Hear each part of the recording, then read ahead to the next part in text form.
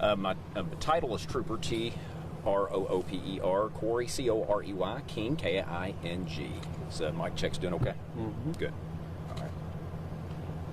Okay. So this is truly a case on how illicit street drugs can and will destroy lives and cause the erosion of our community. I think it's fair to say that in order for us to describe what we are doing and conducting today, we need to backtrack a little bit into how this all began. So this particular family that we are investigating, this goes back some years ago, actually.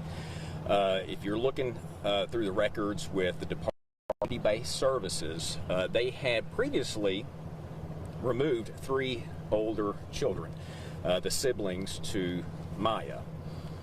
They removed all 3 based on the conditions of the house. No surprise that drugs is in the forefront of the removal. Those children are safe. They're at a location with family, and they're, to my knowledge, doing well.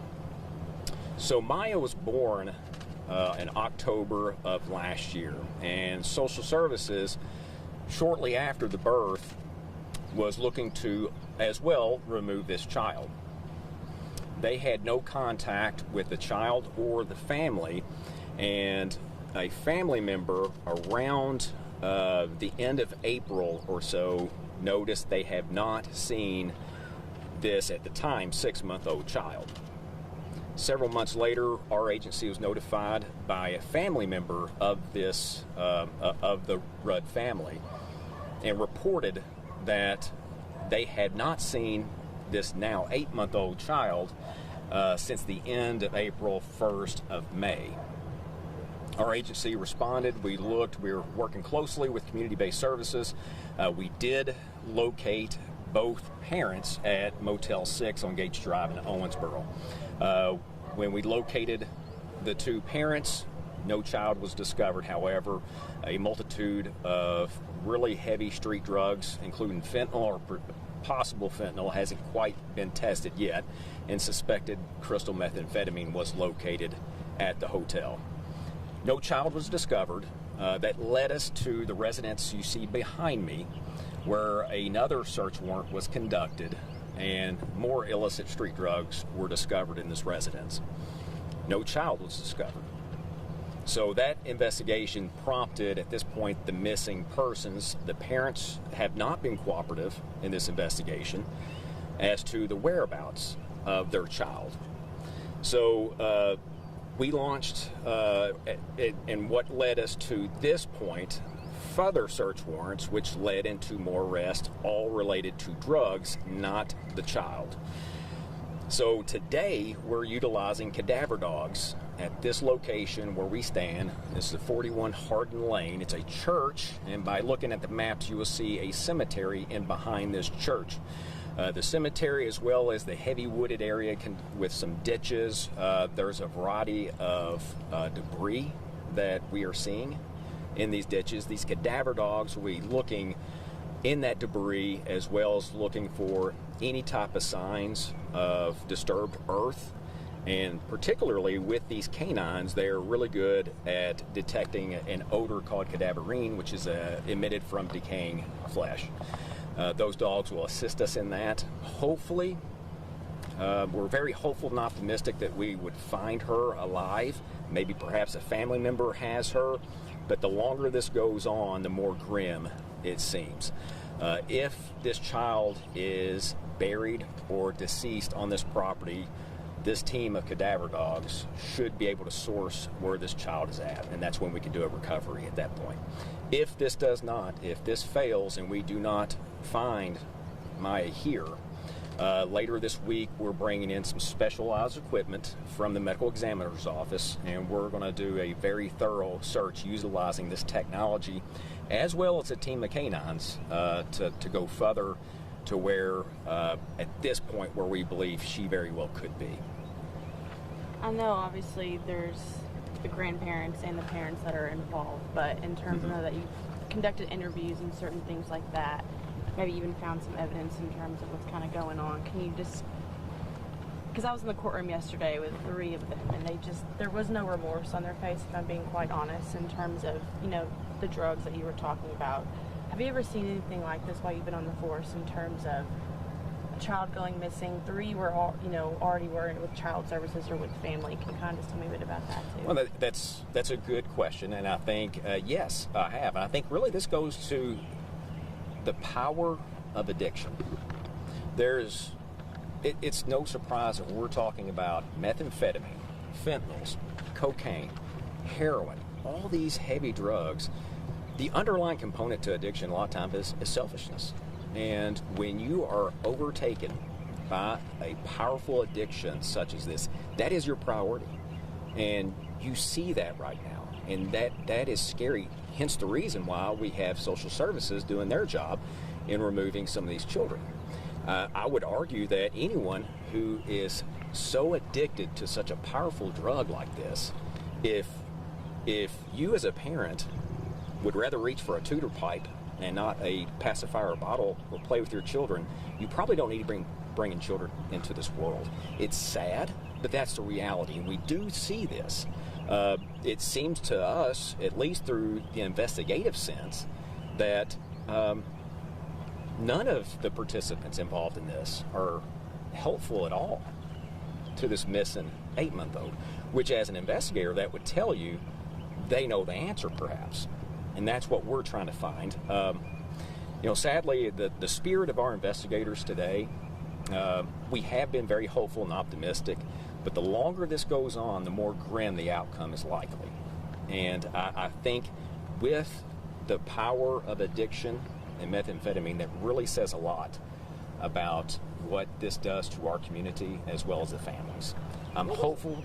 No, go ahead, sir. I was going to ask, what was the engaging organized crime charges about? What was the amount of trafficking?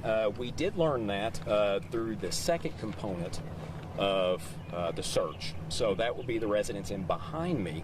The amount of drugs, and that was methamphetamine, marijuana, I believe some of the fentanyls that we found, that all comes into the engaging in organized crime, because there is a cell component to this. And going back to your question with the amount of drugs that we're talking about and how this plays a role in family life, every aspect of interviewing and investigating, merely looking for the safety of this child, has netted an arrest, a drug arrest, that really all we're trying to do is get the answers to where the whereabouts of this child. But sadly, everybody in this that's involved in this, when we go to talk to them, we find drugs and they go to jail. And that's where we stand. And, I think really hopefully we will find the answers really soon, but we're not overly getting a whole lot of information from where the source really needs to come from. And that's where we're relying on technology. We're relying on forensic interviews through non-family members, as well as what tangible evidence we have recovered so far. And that's what led us to this location and utilizing the cadaver dogs to see if some of these tips are true and what tangible evidence is pointing us in what direction we have. We have been getting a whole lot of tips, which is really necessary in a case like this. You'll notice that I've really put out a whole lot of updates, news releases, which may not seem like a lot to the casual reader. However, it is keeping it in the forefront like it should be, because someone knows, someone has information on the whereabouts of this child, or at least knows what has happened to this child.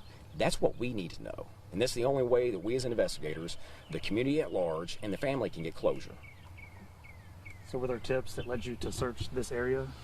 There was enough information through forensic interviewing, as well as what tangible evidence we have recovered from the scene, that suggests we need to concentrate and focus right here in this area. Now, it doesn't mean that we will net the results that we want or need, but it does mark another tip, another theory off what we believe is the right area.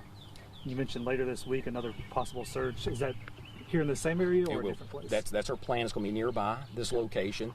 We have no information suggesting that it broadens out well beyond the area of this community.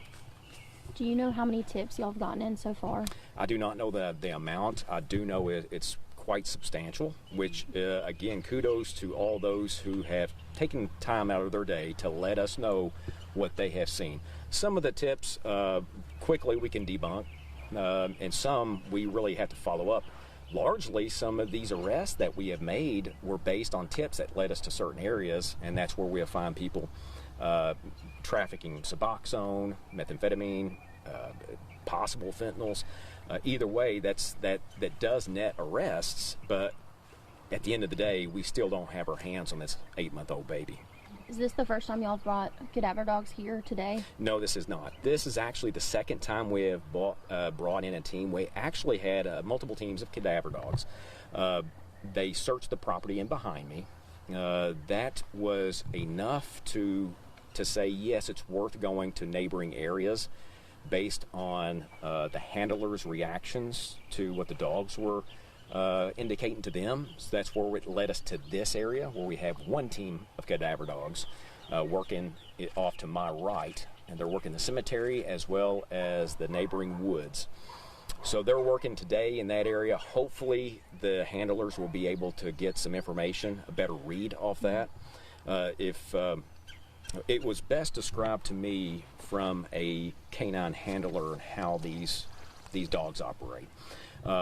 The best analogy that was explained to me is that you can pop popcorn in your kitchen, remove the whole bag of popcorn and microwave, take it out of the house. You know when you walk into that house, you smell popcorn. It's there, but you don't know exactly where it's popped. With these canines' capability, they can come in and tell you exactly based on the strength of that smell where that's at. Now these canines, that's what they will be utilizing is essentially just that. They will come, they will smell those gases from any type of possible decay, the cadaverine and several other type of gases that are emitted. We can smell it in the air perhaps. We don't hear for the record, but if we were to smell it in the air, we may not be able to tell exactly where it's coming from, but these canines will. They will take you to the strong source, and that's what we need. So based on the day, that's why during this time of day, based on thermals, daytime or morning through day, you have upward thermals. Evening times, you have downward thermals. That plays a role in how these canines will operate, and this will give us a sense if that cadaverine or any other type of odor is in the air, it will take us at least to that general area where we need to concentrate and focus on our search. Do you know why she was still in the home if the other children had been removed? It was my understanding that this child, after birth, the umbilical cord tested positive for methamphetamine. That was the reason for the removal. The parents, as well as the child, they removed. The parents left, were basically moving around, keeping from being captured. This went on for some time. I'm not sure exactly when the tests come back on the positive umbilical cord, but obviously it was shortly after the birth. And at that point, Social Services was not able to make contact with the family. They were unable to find them. My guess is perhaps the rest of the family was not overly helpful to locating the family as well as the child. That's when our agency come involved, was when it was actually reported to us through a family member. And at that point, that was around the end, I think it was May 30th perhaps, when our agency got involved. We did quickly locate the family at a motel, and that's where, as mentioned earlier, we found the amount of drugs.